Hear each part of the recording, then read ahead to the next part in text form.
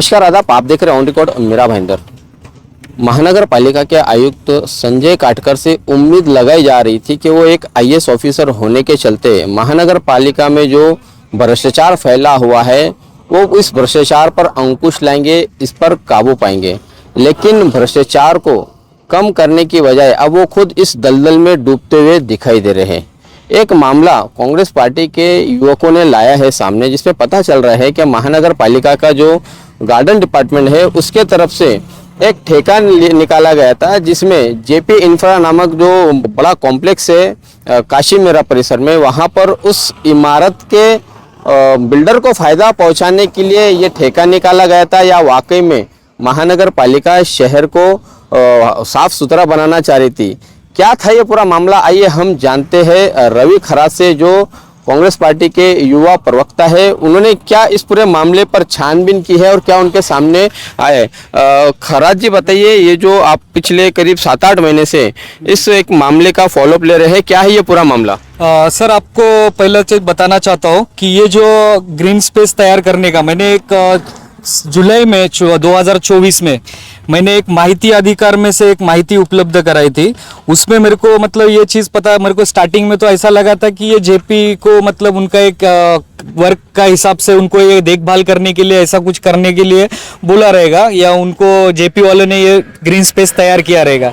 लेकिन मेरे को जब माहिती अधिकार से माहिती ऐसी प्राप्त हुई कि ये जो ग्रीन स्पेस तैयार करने के लिए और यहाँ पे कारंजे बिठाने के लिए और यहाँ के 3 साल के लिए इसकी देखभाल करने के लिए एक ठेका मंजूर किया था, और वो ठेका की जो अमाउंट थी 3,45,00,000, और उनको 10% से हाई करके मतलब उनको इंक्रीज करके, डीएसआर का एक नियम है उसके हिसाब से उन्होंने 10% इंक्रीज करके उनको जो 4 करोड़ के आसपास का ये ठेका उपलब्ध किया था। उसका कार्यादेश जो था वो 18 अप्रैल 2023 को ये किया था। उसमें यहाँ पे आपको दिखाना चाहता हूँ मैं आपको कि यहाँ पे ये जो कार्यादेश जो है, ये कार्यादेश के हिसाब से उनको जो काम करने का था पूरा 4 महिने हम पूर्ण मदत मतलब ये जो कारंजे बसवण्याचे काम 4 महिन्यात पूर्ण करण्यात यावे, त्यानंतर ग्रीन स्पेस तैयार करून व देखभाल काम 3 वर्षात करण्यात यावे।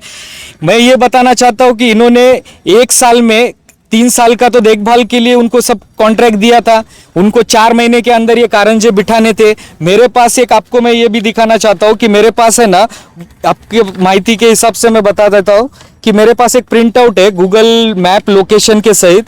मैंने 1 अक्टूबर 2024 को ये आप देख लीजिए, ये मैंने ये फाउंटेन जो है, ये फाउंटेन का मैंने एक ये निकाला था 1 अक्टूबर 2024। जी। तो 4 महीने में मतलब उनको ये जुलाई में 2024 जुलाई में इनको ये काम पूरा करना चाहिए था, लेकिन उन्होंने ये काम किया नहीं। मतलब पूरा काम खत्म करके इसकी देखभाल, इसका मेंटेनेंस शुरू कर देना चाहिए था, शुरू करना चाहिए था, लेकिन इन्होंने काम ही पूरा नहीं किया है। और देखभाल भी मेरा जुलाई में तकरार जाने के बाद इन्होंने यहाँ पे कटिंग चालू किया, झाड़ कटिंग चालू किया, मेंटेनेंस करने का काम चालू किया। मतलब यहाँ पे पूरा अधिकारी लोग भी उनको मतलब मेल आने का या तकरार करने का ठेकेदार को बताते हैं, इन्फॉर्म करते हैं कि तुम्हारे ऊपर ऐसी तकरार आई है, ये है सब चीज़। तो मुझे लगता है कि ये मीरा भाईंदर के अधिकारी लोग और ये ठेकेदार, ये दोनों का भी आपस में कुछ तो मिलावट है। इन लोग अपने हिसाब से काम कर रहे हैं, अपने मर्जी के ठेकेदार को काम दे रहे हैं और मीरा भाईंदर का नुकसान कर रहे हैं।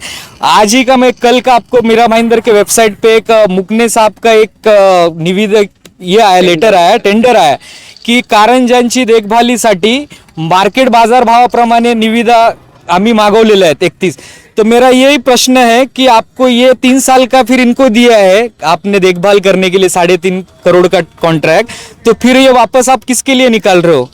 तो मतलब आप ये चीज बताना चाह रहा हूँ कि ये खाली टेंडर प्रोसेस कर रहे हैं, अपने जो मर्जी के जो कॉन्ट्रैक्टर है उनको आप ठेका दे रहे हैं और अपना कमीशन या अपना जो भी पार्टनरशिप बोल रहा है, ऐसे बहुत सारे विषय हमने युवक कांग्रेस की तरफ से माननीय आयुक्त साहब को भी हम लोग उस दिन निवेदन दिए, उनको ये सब चीज़ बताई। लेकिन अभी वो उच्च एक पदाधिकारी आईएएस लेवल के अधिकारी है, उनका हम लोग को एक गुमराह करके हाँ देखेंगे, चेक करेंगे। तो हम लोग को उम्मीद है कि वो इसके ऊपर तुरंत एक्शन लेंगे और तो यही सवाल है। और यही ठेकेदार को, जो शीतल लैंडस्केप कंपनी का ठेका है, मैंने मेरे माहिती के हिसाब से, और मैंने उनके ऊपर माहिती मंगवाई है, उसमें ये पता चला है कि मीरा भाईंदर में और ऐसे गार्डन विभाग के मल्टीपल उसको विषय मिले हुए।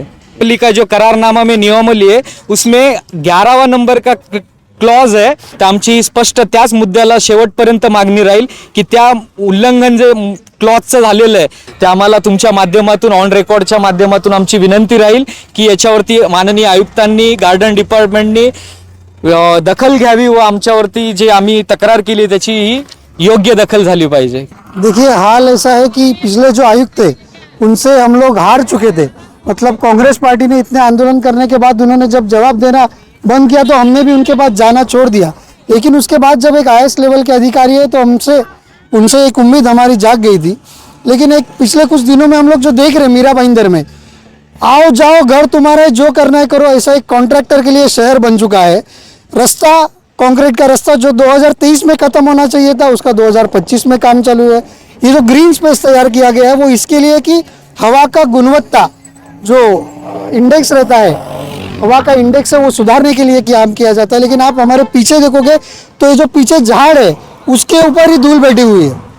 तो कोई भी किस तरीके से भी काम किया जाता है लेकिन काम करने के लिए उसके पीछे कोई नहीं पड़ता है, लेकिन उसको पैसा अदा करने के लिए सब पीछे पड़ते हैं।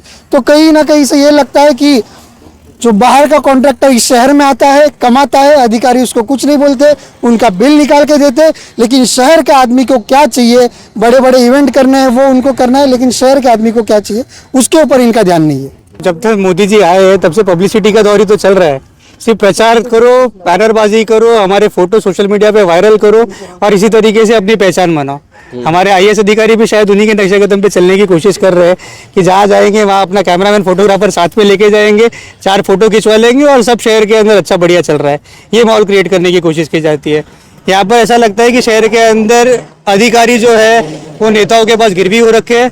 नेता जिस तरीके से चाहते हैं इन अधिकारियों को चाबी लगाते हैं। नेताओं की मर्जी के हिसाब से यहाँ पर इलीगल कंस्ट्रक्शन दुनिया भर के चालू है, उसके ऊपर कोई कार्रवाई नहीं की जाती है। मनचाहा ठेकेदार अपने मर्जी के हिसाब से काम कर रहा है, उनके ऊपर कोई अंकुश नहीं लगाया जा रहा है। तो शहर का जो मेन माहौल होना चाहिए, जो एक जिम्मेदारी भरा आईएएस का अधिकारी अगर आता है शहर के अंदर, तो जिस तरीके से शहर चलना चाहिए उस दिशा के अंदर तो शहर चलता हुआ नहीं दिख रहा है। तो क्या ये माना जाए कि हमारे जो मनपा के आयुक्त है ये एक तरह से नेताओं की कठपुतली बने हुए हैं? शहर के अंदर पिछले 5 सालों से यही हाल चालू है। डोले साहब भी कठपुतली ही थे। आईएएस अधिकारी होने के बावजूद भी, अगर आईएएस अधिकारी होने के बावजूद संजय काटकर जी अगर इन सारी चीज़ों के ऊपर अगर नियंत्रण नहीं लगा सकते तो बहुत बड़ा सवाल उनके किरदार के ऊपर भी तो खड़ा होता ही है ना। धन्यवाद हमसे बात करने के लिए। ये पूरा जेपी इंफ्रा के पास में जो एक नया मामला हमारे सामने आया है, ये कांग्रेस पार्टी के युवा कार्यकर्ताओं ने लाया है। तो इस पूरे मामले को लेकर इन्होंने कई सारी आशाएं और उम्मीद लगा रखी थी मनपा आयुक्त संजय काटकर से कि वो ज़रूर इसके ऊपर एक्शन लेंगे, इस पर कार्रवाई करेंगे, इसकी पूरी जांच पड़ताल करेंगे। लेकिन कई दिनों से ये भी आयुक्त कार्यालय के चक्कर काट रहे हैं। तो ये कहीं ना कहीं साफ पता चलता है कि मनपा आयुक्त, महानगर पालिका के भ्रष्ट अधिकारी और ठेकेदार, इनकी आपस की ये एक मिली भगत है और इसी मिली भगत के चलते हमारे शहर को लूटा जा रहा है, शहर को बर्बाद किया जा रहा है। और कहीं ना कहीं अब इस पर एक बड़ा कोई कदम उठाने की ज़रूरत है। लोग परेशान हो रहे हैं और लोगों के खून पसीने और मेहनत का जो पैसा होता है वो इस तरह से ये बर्बाद हो रहा है। इसे बर्बादी से रोकने के लिए कांग्रेस की टीम अब आगे आई है। देखना है कि ये कितना सफल होते हैं या फिर ये सब ऐसा ही चलते रहेगा। और मनपा आयुक्त से जो उम्मीदें थी वो उम्मीदें पूरी अब ख़त्म होती हुई नज़र आ रही है। आप देख रहे हैं कैमरामैन आरिफ कुरैशी और साबिर शेख के साथ ऑन रिकॉर्ड मीरा भाईंदर। धन्यवाद।